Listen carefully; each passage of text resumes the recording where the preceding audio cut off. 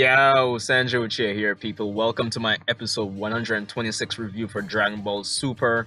Be sure to rate, comment, subscribe, hit that bell to get notifications for whenever I upload. Of course, I must apologize for the fact that I'm uploading so late. It's been a crazy weekend, pretty busy, in fact, and it's actually a miracle I'm even managing to record this review now. So anyway, episode title, Surpass Even a God, Vegeta's Desperate Blow. Now, I'll say right off the bat that thematically, like in terms of theme where this episode is concerned, it was a good episode. But when you go in and start to break down the episode bit by bit, it falls down. Not necessarily a bad episode, but it's definitely dropped from a good to like probably one, probably okay plus at best.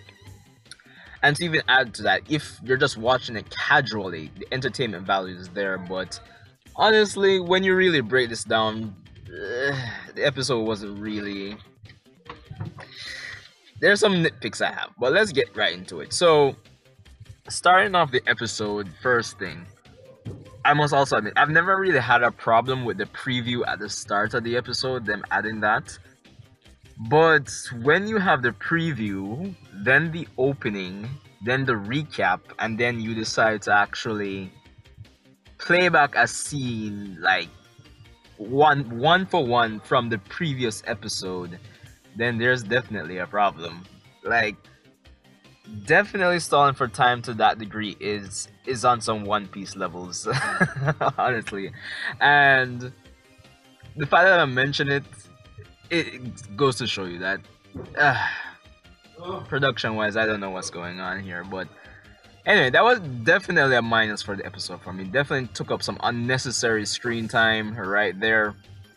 But hey, it is what it is. I guess we'll always have to have problems, even going towards the end of Super.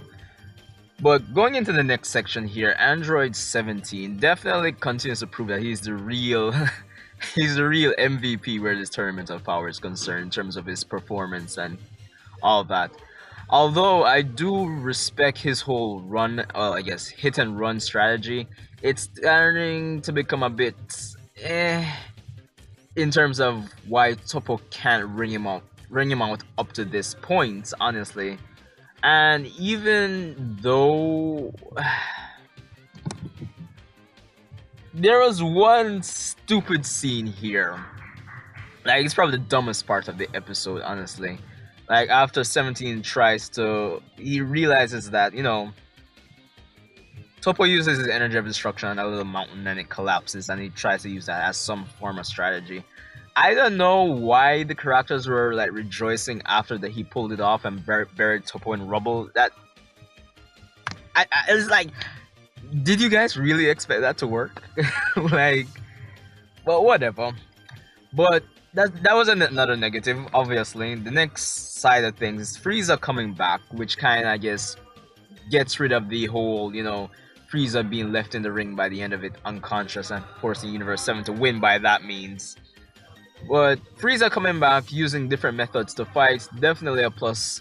Definitely changes up the generic Dragon Ball structure, which was interesting. But in terms of power, I don't understand why Frieza thought that would be able to hold Toppo by the end of it.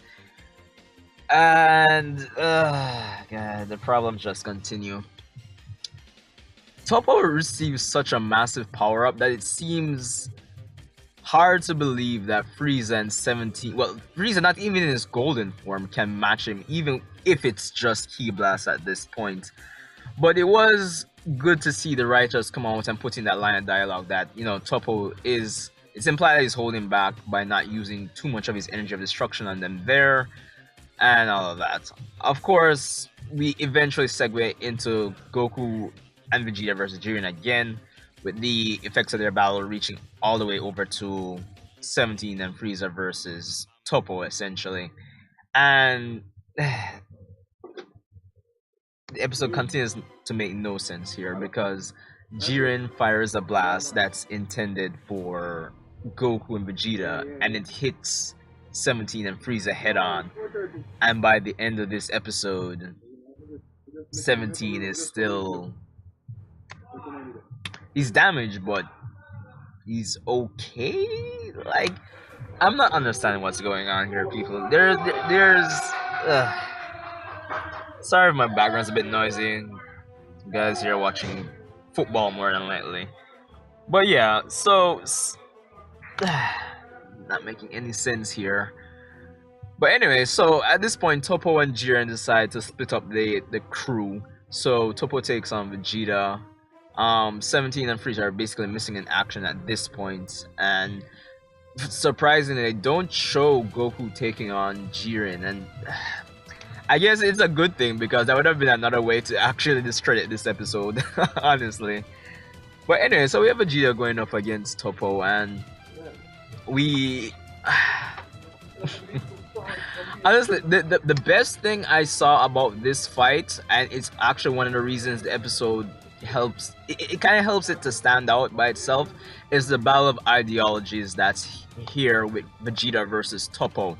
The battle itself isn't bad. I think it was well choreographed. It flowed really well, I'd say. Pretty dynamic. Nothing too repetitive and straightforward like what we had with Gohan and Frieza versus Dispo episode 124.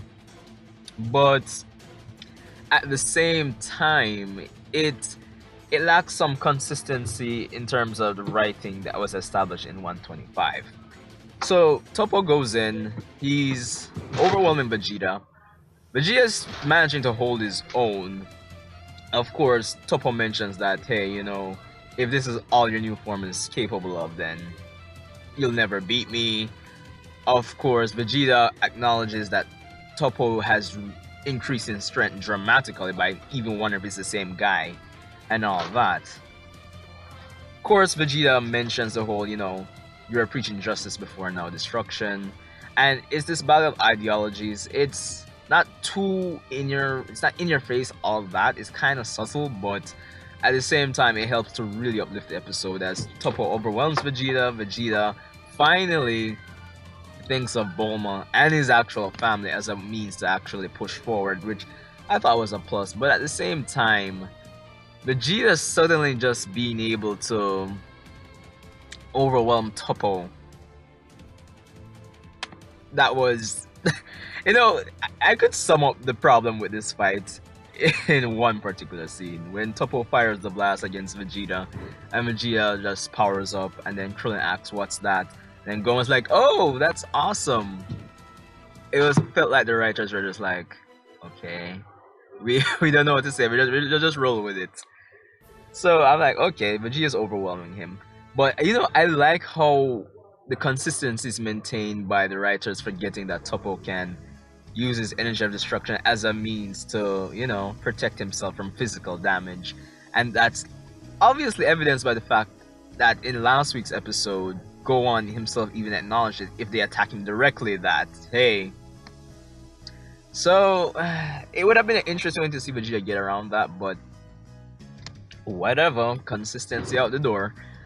So Vegeta starts to rock Topo, overwhelm him like nothing, like nothing. And I'm like, okay, he's been Topo. He's basically, he coats his energy, his fist in some energy to overwhelm one particular energy of destruction, Ki Blast. And the thing is, you see, because there hasn't been much context where the whole energy of destruction is concerned, the writers can pull anything, honestly, at the end of the day. And I'm not saying that because it's a good thing. So it kind of just seems out of nowhere, Vegeta just being able to just do whatever and overwhelm that. Granted, it was implied based on, I guess, the showings last week that each time you charge up some energy of destruction, it has some sort of capacity for how much it can destroy, but at the same time, that kind of feels like my headcanon, and it's not explicitly stated in the episode, even though it is implied between last week and this week, but whatever. So Vegeta tries the whole, self-destruct thing from the Buu saga, which was kind of cool to see that, refreshing. But at the same time, he manages to overwhelm Topo by the end of it. I don't know. The fact that I feel kind of iffy about it kind of just shows that, hey, I don't know. But anyway, Toppo is ringed out by the end of it. Vegeta is basically out of energy, which I don't know, because based on this tournament, being out of energy doesn't necessarily equate to being out of energy, but and we can see that even from the preview. But whatever. But I think the icing on the cake, what for at least the positives of this episode, is Jiren calling out Toppo by the end of it, telling him he's pathetic. Even though it's a simple line, I think it really and truly speaks to the whole battle of ideologies in this episode between last week and this week, in that Toppo really gave up what he believed in for this new mentality, and you would expect that would get some results in. But I think Jiren's calling him out on that for the fact that he didn't really accomplish much, for the fact that he gave up his ideology at the end of it. And that actually brings up the episode a lot, honestly, as I mentioned. So as you can see, it's kind of like this weird balance of positives and negatives for this episode. By the end, it was kind of cool to see Jiren smile and kind of power up, but at the same time, it doesn't make any sense. Granted, I could see him powering up to what we assume is his full power now as a means to acknowledge Goku and Vegeta as warriors and all of that. And it's refreshing. It kind of paints his character in a different light, kind of, because he's been this serious, stoic guy for all of this tournament.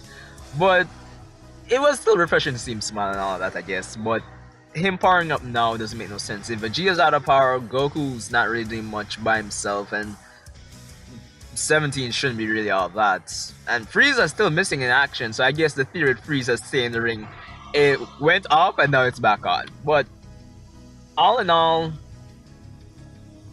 as I said, casually watching this episode casually, or from a thematic standpoint, where the battle of ideology is concerned between Vegeta and Toppo, as well as 17 going in, Frieza trying some new shits. Well, not really new, some new old shits. It's really carries the episode, but breaking it down, you can see I've made my points. The episode falls down to probably a okay at best. But anyway, Sanju, Chia, rate, comment, subscribe. Let me know what you thought about this episode. Boom boom. I haven't been doing a lot of content, but I've been so busy. I do apologize, but I'm working on it. But anyway, see you guys in the next one. Leave your comments down below, and I'll see you in the next one.